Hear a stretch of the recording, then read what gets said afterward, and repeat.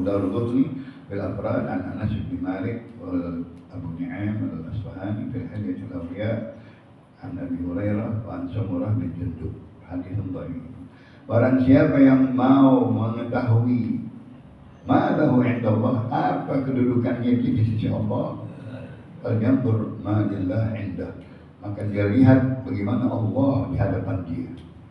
Kita hargai Allah, kita muliakan Allah, kita esakan Allah, kita agungkan Allah, kita takut sama Allah, kita malu sama Allah, kita segala-galanya kedudukan kita bagaimana kita menempatkan Allah Subhanahu wa Ta'ala. Kalau kita tempatkan Allah di dalam Maha Suci Allah, Maha Kuat Allah, Maha Esa Allah, Maha Tauhid Allah dan seterusnya, nah itu kedudukan kita tinggi, kedudukan kita esa, kedudukan kita kuat. Kenapa? Karena kita menempatkan Allah di kehadiran yang mulia semuanya, di dalam kekuasaannya, keagungannya, kebesarannya, rasa takut kita, rasa malu kita, rasa khasyah kita, itu semuanya lihat diri kita sendiri.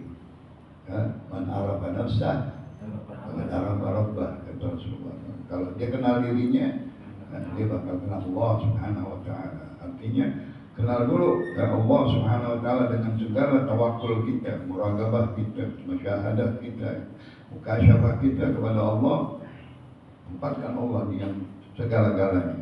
Nah itu baru kau tahu dirimu di sisi Allah tinggi, ya, makamnya tinggi, orang-orang yang arif billah. Kata Rasulullah sallallahu alaihi wasallam, "Man arada an yalqallaha tahiran mutahharan fal yatazawwajil harair." Rawahu Imam Ibnu Majah an Anas bin Malik, haditsun dhaif. Barang siapa yang akan menghadap kepada Allah suci dan disucikan, maka kawinilah wanita-wanita merdeka. Zaman-zaman dahulu budak belian, budak belian, wanita-wanita yang tidak mempunyai asal usul, yang tidak mempunyai keluarga orang baik, mungkin bekas-bekas perang, mungkin anak-anak bekas zina dan lain-lain. Na'udzubillah dari itu zaman-zaman di dalam perbudakan. Pilih, takhayyaru linutafikum, pilihlah untuk air manimu wanita-wanita yang solehah, yang baik. Jangan sembarangan untuk wanita-wanita budak-budak belian di waktu itu, karena tidak ada lagi orang Islam yang masuk dari kaum wanita Quraisy, maka dibolehkan sementara. Tapi setelah itu sudah banyak, ya pilih-pilihlah wanita-wanita yang baik, wanita yang mukminah, yang solehah, yang abidah, yang thai'ah, yang qanitah, yang solehah dan seterusnya. Kala Rasulullah sallallahu alaihi wasallam, "Man arada an yasum falyatasaḥḥar bi syai'." Rawahu Imam Ahmad bin Hanbal bi musnadih wa Biya al-Baghdasi, Ibrahim al-Baghdasi an Jabir bin Abdullah al-Ansari, haditsun hasan. Barang siapa yang ingin berpuasa, hendaknya dia makan sahur, walaupun dengan air dan kurma.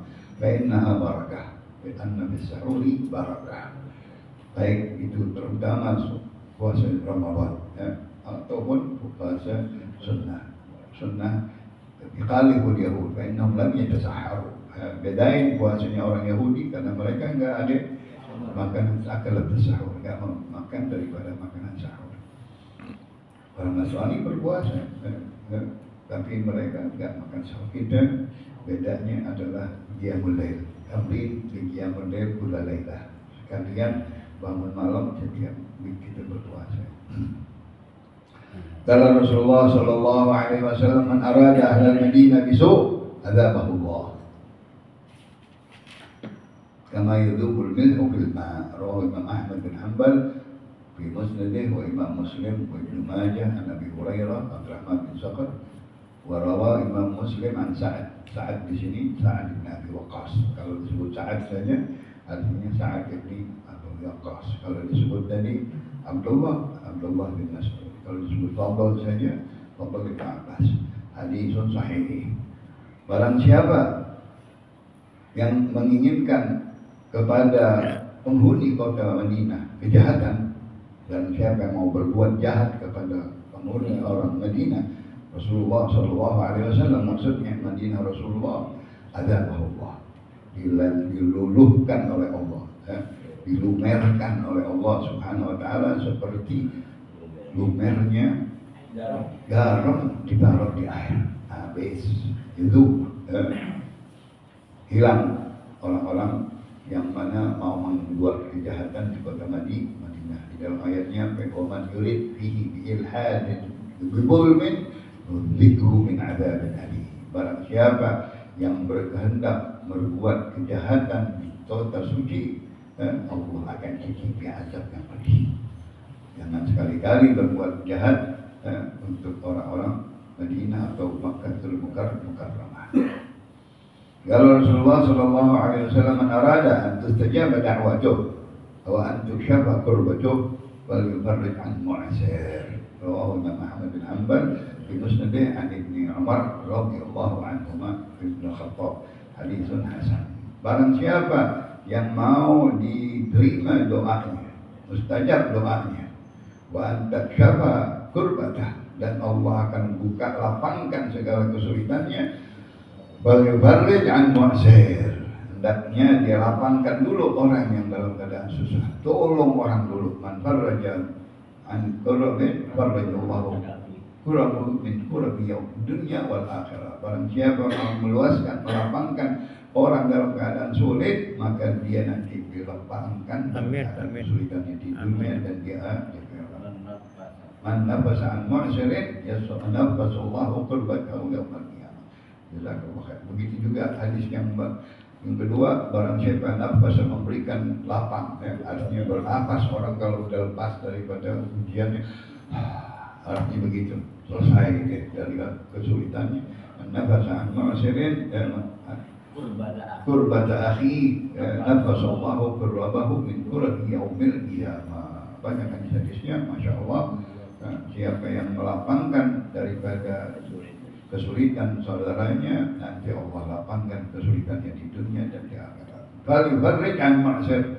Kalau engkau mau diterima doamu dan engkau mau dilapangkan urusanmu, maka lapangkanlah urusan orang yang sulit, tapi tolong orang. Wallahu fi 'auni al-'abdi maka al-'abdu fi 'auni akhihi. Akhir hadis itu, Allah selalu menolong hambanya selagi hambanya menolong orang lain. Masya Allah. Kalau Rasulullah sallallahu alaihi wasallam man arada amran fasyawara bihi imra'an musliman waffaqallah bi arsyadi umuri. Rawahu Tabrani bi Mu'jam al-Awsat an Ibnu Abbas haditsun dha'if. Barang siapa yang berkehendak sesuatu perkara lalu dia bermusyawarah di dalam perkara tersebut dengan seorang muslim, dianjurkan cari orang muslim, orang yang